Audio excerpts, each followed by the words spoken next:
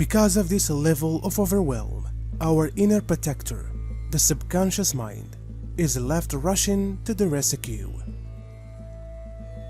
To help us cope with life's challenges, this deeper part of our mind employs two survival modes: avoiding and pleasing. Both strategies aim to protect us from what the subconscious considers dangerous threats, such as failure and abandonment. It doesn't take significant trauma, neglect, or abuse for the inner protector to doubt our safety. You may have had a completely ordinary upbringing on paper, and our siblings may still reminisce about the good old days.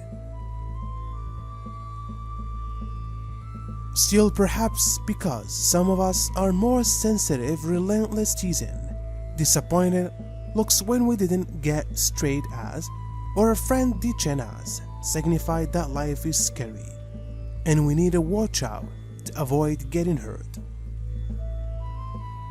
The human race cannot and will not continue to live from the ego, unaware of spirit, disconnected from the astral world, and chronically deficient of divine light and love. 10 years ago, we naively thought that when the time of change would finally arrive, we would be in utter joy, peace and abundance. The human part of each of us held tight to the idea of a romantic and beautiful paradigm shift. We ignored all the warnings of the Pleiadian, Arcturian, and Lyran elders of the Galactic Federation. This doesn't mean that there is no light at the end of the tunnel, but rather that it gets darkest right before the dawn. We are responsible for our world and our evolution as a race. Nobody else is. Every being is responsible for their own. This is the greatest holocaust, and it has been well prepared, planned, and executed by the dark forces.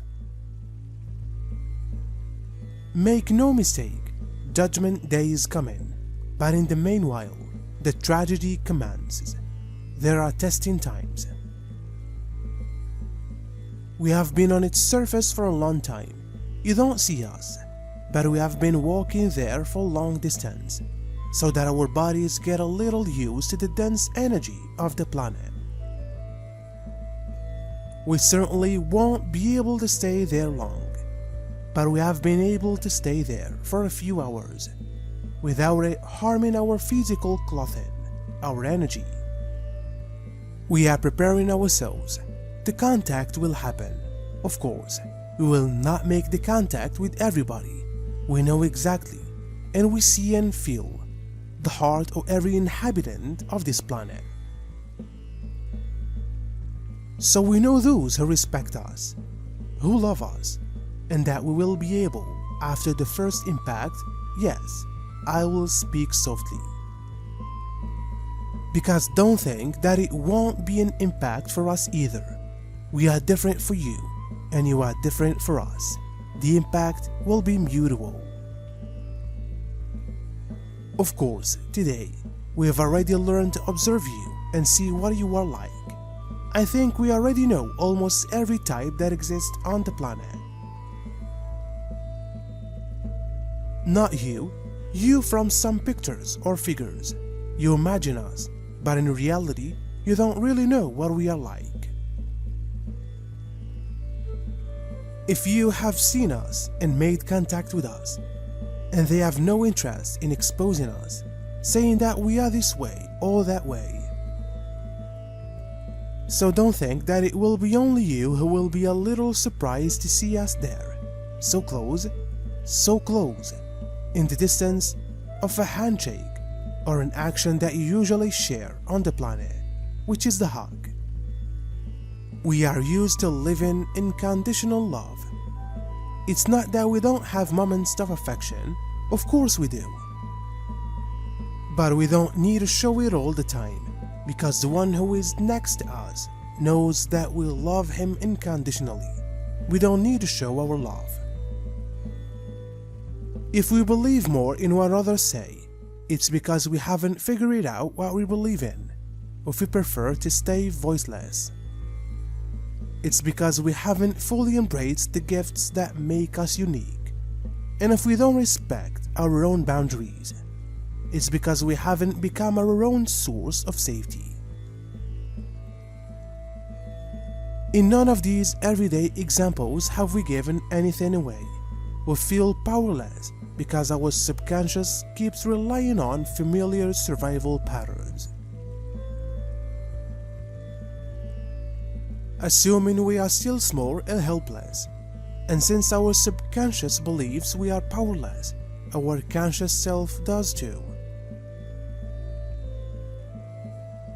In addition, these old limiting beliefs usually aren't based on who you are, but on how you've been treated by others, which generally says more about them than it does about you. Before you rush to blame your subconscious, remember that it keeps on treating you like a child, because the only reference points it has are the memories and limiting beliefs from your childhood. Spouses can convince their partners. Children are seeing their parents seal their destiny, all by taking the lethal injection. It is okay to admit your heart is broken.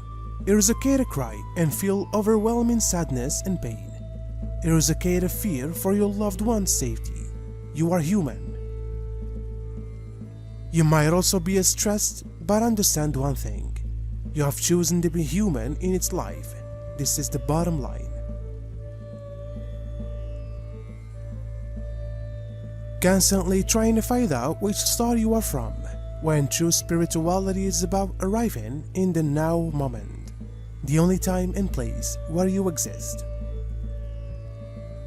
Now is the time to allow these emotions to move through you, acknowledge them and embrace them. They are there for a reason.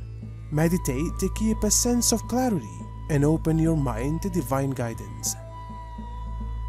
Now is the time to be strong, to be wise, to be patient, to be compassionate. Of course, we no longer have the need for physical food as you do. We feed on energy, but we can choose to eat, yes, and we will have, we can say, more abundance, more variety to experience. I can say that this planet will be doing school throughout the universe, and we will also bring to you what we have.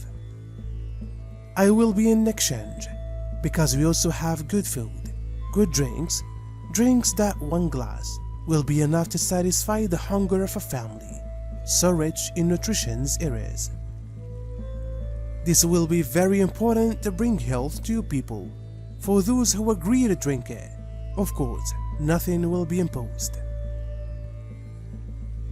We will make the offer, take it from whoever wants it. But we are sure that everything is being done with so much love that many will see in that little glass.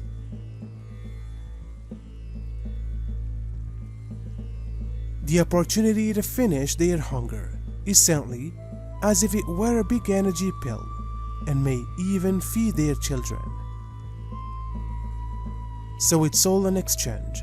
We are not only taking from your planet, but we are bringing in as well. Technology, lots of technology, that will end the consumption of the planet's attributes.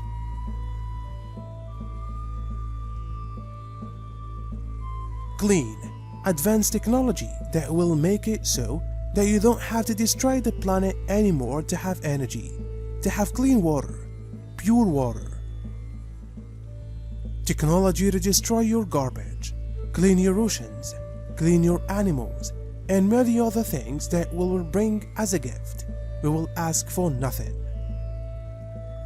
As I speak here, not only on behalf of the Pleiadians, I speak on behalf of all the galactic brothers who are here around your planet.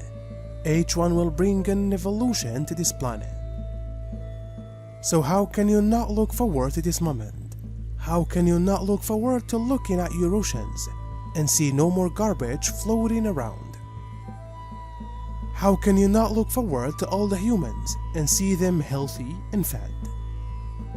How can you not look up at your skies and see your air clean, pure, without any kind of pollution?